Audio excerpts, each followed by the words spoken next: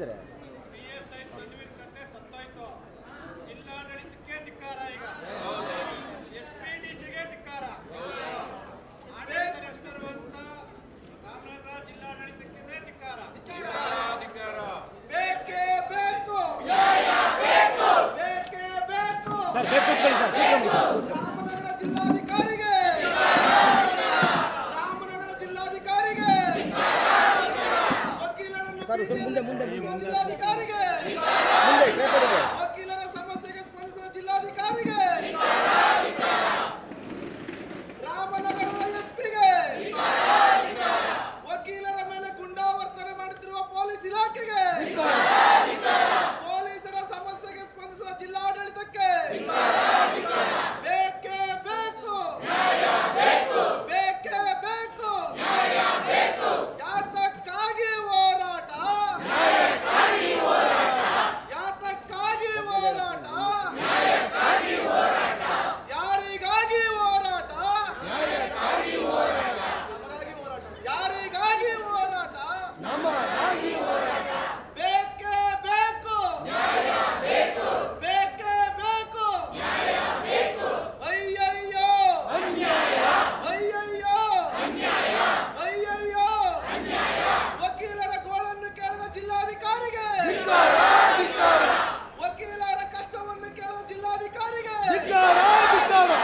AC ರೂಮಲ್ಲಿ ಕುಳಿತು ನಿದ್ದೆ ಮಾಡುತ್ತಿರುವ ಜಿಲ್ಲಾಧಿಕಾರಿಗೆ, ವಕೀಲರು ರಾತ್ರಿ ಪೂರ್ತಿ ಕತ್ತಲಲ್ಲಿ ಕುಂಡ್ರಿಸಿದ ಜಿಲ್ಲಾಧಿಕಾರಿಗೆ, ವಕೀಲರ ಮನವಿಗೆ ಸ್ಪಂದಿಸಿದ ಜಿಲ್ಲಾಡಳಿತಕ್ಕೆ ಎಲ್ಲಿವರೆಗೂ ಹೋರಾಟ, ಎಲ್ಲಿವರೆಗೂ ಹೋರಾಟ, SPಗೆ 40 ಜನ ವಕೀಲರ ಮೇಲೆ ಸುಳ್ಳು ಕೇಸನ್ನು ದಾಖಲಿಸಿರುವ ಪೊಲೀಸ್ ಇಲಾಖೆಗೆ ಬೇಕೇ ಬೇಕು, ಬೇಕೇ ಬೇಕು. ಅಯ್ಯಯ್ಯೋ, ಅಯ್ಯಯ್ಯೋ. ನರಸತ್ತ ಜಿಲ್ಲಾಡಳಿತಕ್ಕೆ ರಾಮನಗರ ಜಿಲ್ಲೆಯ ಎಲ್ಲ ಗೌರವಾನ್ವಿತ ನ್ಯಾಯವಾದಿಗಳೇ,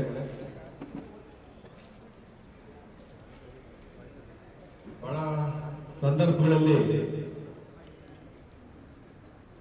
ನ್ಯಾಯವಾದಿಗಳಿಗೆ ಮತ್ತು ಪೊಲೀಸ್ ಇಲಾಖೆ ಕೆಲಸ ಮಾಡುವಾಗ ಸಂಘರ್ಷಗಳು ಏರ್ಪಡ್ತವೆ. ಅಂತ ಸಂಘರ್ಷದ ಸಂದರ್ಭದಲ್ಲಿ ಹೇಗೆ ನಡ್ಕೋಬೇಕು ಅಂತೇಳಿ ಕಳೆದ ಕೆಲವು ವರ್ಷಗಳಿಂದ ಬೆಂಗಳೂರಾದಂಥ ಗಲಾಟೆಯನ್ನ ಇಟ್ಕೊಂಡು ನ್ಯಾಯಾಲಯದಲ್ಲಿ 2012ರಲ್ಲಿ ನ್ಯಾಯಾಲಯದ ಒಂದು ನಡವಳಿಕೆ ಆಗುತ್ತೆ. ಅದ್ರ ಪ್ರಕಾರ ಇದನ್ನ ಸಾರ್ವತ್ರಿಕಗೊಳಿಸಬಾರ್ದು. ಪೊಲೀಸ್ ಇಲಾಖೆ ಮತ್ತು ನ್ಯಾಯವಾದಿಗಳು ಈ ಸಮಾಜವನ್ನ ಸರಿದಾರಿಗೆ ತರಲಿಕ್ಕೆ ಕೆಲಸ ಮಾಡ್ತಾರೆ. ಆ ನಿಟ್ಟಿನಲ್ಲಿ ಅದು ಒಂದು ಕಾನೂನಿನ ಚೌಕಟ್ಟಿನಲ್ಲಿ ಬಗೆಹರಿಸಬೇಕು ಅಂತೇಳಿ ನ್ಯಾಯಾಧೀಶರು ತೀರ್ಪಿನಲ್ಲಿ ಉಲ್ಲೇಖ ಮಾಡ್ತಾರೆ. ಅದನ್ನ ನಮ್ಮ ಬಾರ್ ಕೌನ್ಸಿಲ್ ನನ್ನ ಸ್ನೇಹಿತರು ವಿಶಾಲಗೌರವರು ಸುದೀರ್ಘವಾಗಿ ನನಗೆ ಹೇಳ್ಕೊಂಡು ಬಂದರು.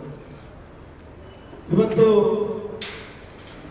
ರಾಮನಗರ ಜಿಲ್ಲೆಗೆ ಏನಾಗಿದೆ ಅಂತೇಳಿ ನೀವು ಹೋರಾಟ ಮಾಡ್ತೀರಿ, ನಿಮ್ಮ ಹೋರಾಟಕ್ಕೆ ಸರ್ಕಾರ ಸಾಮಾನ್ಯವಾಗಿ ಸ್ಪಂದಿಸ್ತದೆ.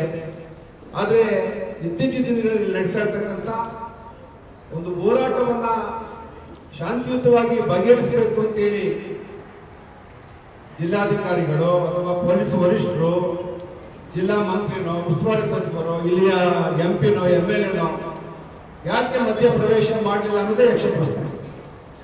ನಾನು ನಿನ್ನೆ ಬೆಳಿಗ್ಗೆ